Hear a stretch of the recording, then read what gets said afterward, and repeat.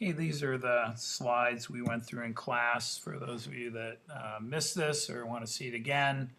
And so we're looking at angular momentum. One way to come up with this idea is to look at our impulse momentum equation from before. And if you remember our rotational analog idea is you can replace force with torque and mass or inertia with rotational inertia and velocity with angular velocity, and so you end up with this. Another thing to keep in mind though, with momentum, mass can change too, like a rocket, and so it's hard to keep track of the propellant leaving the system. There's a way to handle that, but with things that are rotating, I can change just by changing the shape, and so we probably should also indicate this would be the initial rotational inertia. Sometimes we call this final and initial, I for initial here. And so this quantity here, I omega, is angular momentum. So impulse, force times time, equals a change in what we'd call linear momentum now. Now it's torque, or the sum of the torques times the time, equals a change in angular momentum. And so angular momentum has a symbol L, and so it equals I omega. And so we're going to go through some slides where you have to know this and be able to apply it. And I would follow this advice here. If you're just watching this and watching me click through it, you're not going to get much out of it. And so what you should do is pause the video when you see a question, answer it yourself, and then start it, and then you'll hear me solve it. And so I'll give you a little heads up to pause it, but I'm not going to wait a lot of time. It's up to you to be ready to do that. So there's our first question, and so it's just, can you calculate the angular momentum of this? So pause the video, give it a try, and then we'll go over it. Okay, we're back, and so angular momentum is I omega, and I'm given what I is for a solid cylinder. If it was a hollow cylinder, you'd have to know that. That's mr squared. And so angular momentum is 1/2 m r squared. And then omega is given in radians per second. That's what we want. And so that would be 4. And so if you calculate that, you get 0.24. And so anytime you're calculating a physics quantity, you want your angular things, angular position, angular velocity, angular acceleration in radians. So here's another one for you. So it's 0.24. And so again, pause it, answer it, come back.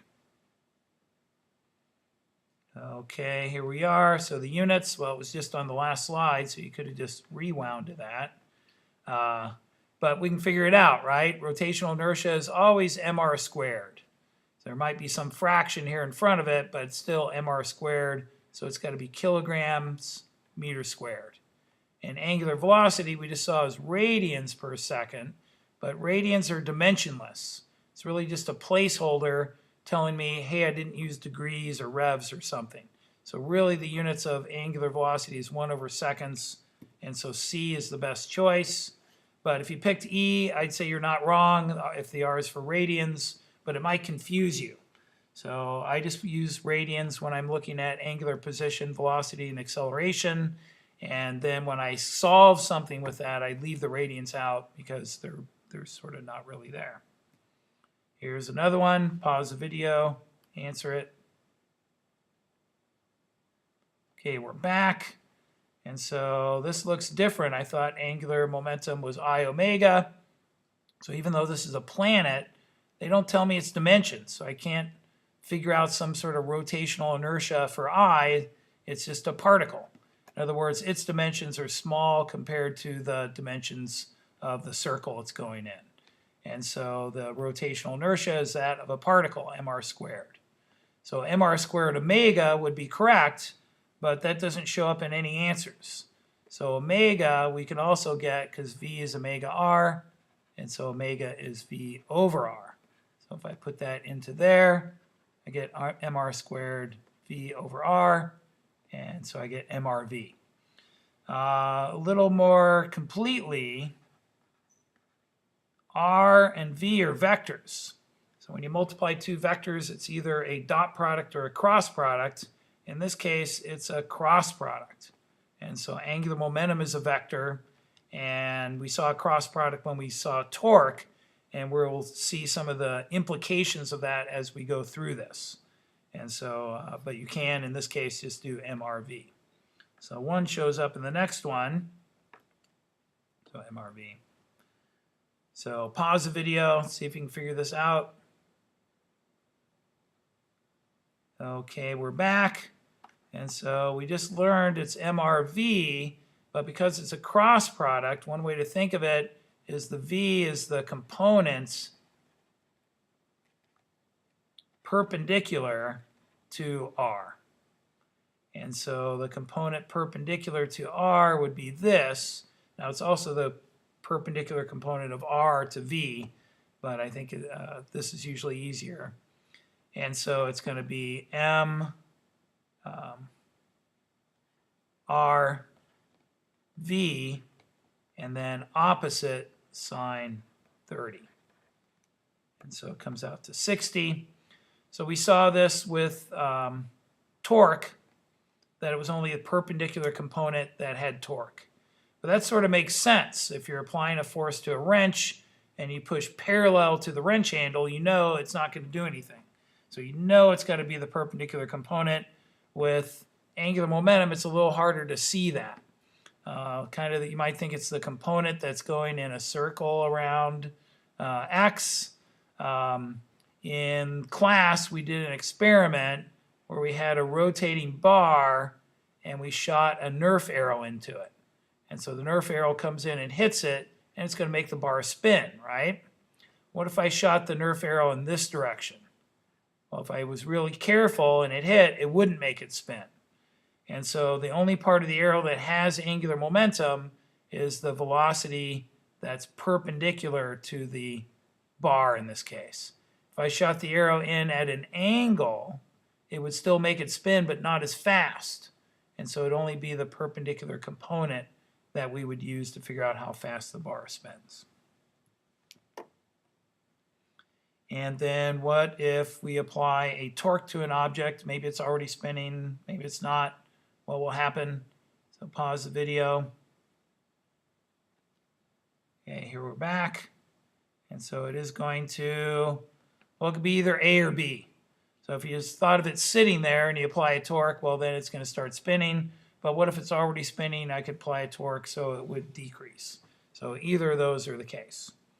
But what about if there isn't an external torque? Pause the video.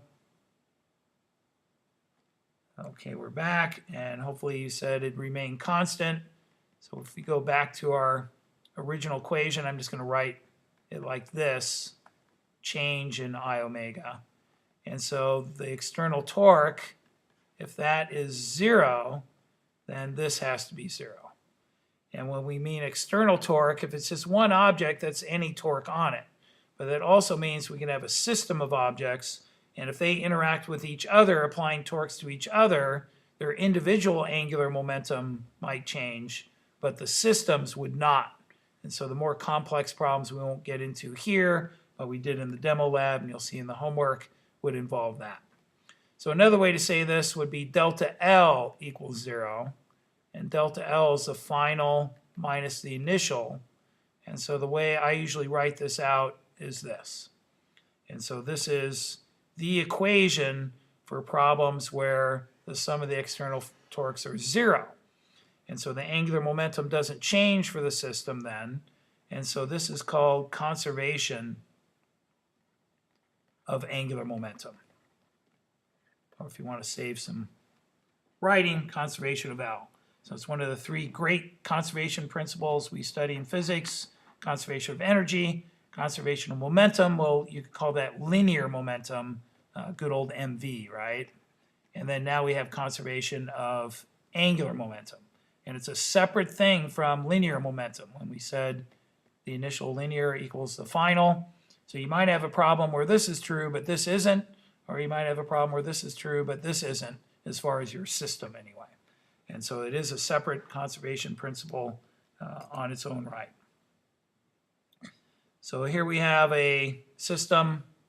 I misspelled this though. And so Paul is spinning in a chair, and he extends his arms. They're holding these bricks. What will happen to the angular velocity of the chair? And so pause it. Okay, here we're back. Hopefully you answered, and you came up with it's going to go down. So angular momentum is I omega, and it's constant. He's on a chair that can spin. His feet are off the floor, so the external torques are negligible. And so if the rotational inertia goes up, as it does when the bricks go out, then the angular velocity has to go down. And what if he now pulls them back in? Well, then he would speed back up, right? So now the rotational inertia would go down, and the angular velocity would go up. And that's a fun thing to try. I have this stuff out in my room if you want to try it. Let's say that he is pulling these in, and the final rotational inertia is half of the initial, which is not a too far off just assumption. What would be the final angular velocity? And so if you write out the equation, so we're assuming no external torque, and so a little more detail here, it would be this. And so if I cut this in half, the final angular velocity has to, hopefully you can see it doubles. But sometimes the numbers aren't as easy as this, so it's worth going through. So if I put that in for I final, I get I initial, omega initial equals I final, which is I initial over 2 times omega final. So that cancels out, and I get omega final is 2 times omega initial. Now when he pulls this in and speeds up to twice as fast, that's fairly dramatic. You get pretty dizzy. It looks like energy came out of nowhere, or did it? And so this is rotational kinetic energy. And so if I decrease I to half and double the angular velocity, what happens to the energy? Well, I goes up, omega goes down. You might think, oh, it might stay the same, but it's squared for omega. And so the original rotational kinetic energy, 1/2 I initial, omega initial squared, how does that compare to the final? Well, it would be 1/2 I initial over 2, and then 2 times omega initial squared. And so this becomes 4 divided by 2 times 2 here. So I end up with I initial omega initial squared. So this is twice what it was. And that energy comes from Paul doing work as he pulls the bricks in. And so if you try this out, you'll see they don't want to go in. You're doing work, so you're converting your chemical energy to rotational kinetic. And so the mechanical energy isn't conserved in this, but overall energy would be if you included the chemical. And then if you let the bricks back out, it's like they want to go back out. And so you actually do negative work on them as you push them out, and so the energy would go down. Key thing is, if you're doing conservation of angular momentum and they ask about energy, don't assume it's the same. Investigate it. See what is going on, because chances are it changed. And then another angular momentum problem. Pause it, see if you can answer this. And so hopefully you picked an answer. Here's ice, and if it melts, it goes into the ocean and spreads out all over. So since it was on the poles, it started out pretty close to the Earth's rotation axis, which did a terrible job of drawing there. And so it's going to spread out all over in the ocean. Some of it's going to end up near the equator. And so it's going to end up with a bigger R. So the rotational inertia goes up, angular velocity has to go down. So that would decrease. And then finally, angular momentum has a direction. You should be able to figure out its direction. It's a little hard for me to explain here on the screen, so if you're having trouble, come in and talk to me. But if I have a disk spinning like this, to figure out its angular momentum, I get out my angular momentum direction finding tool. and that is my right hand. And I curl my fingers in the direction of the twisty arrow, and my thumb points in the direction of the angular momentum. So knowing that, pick your answer here. Hopefully you said into the screen.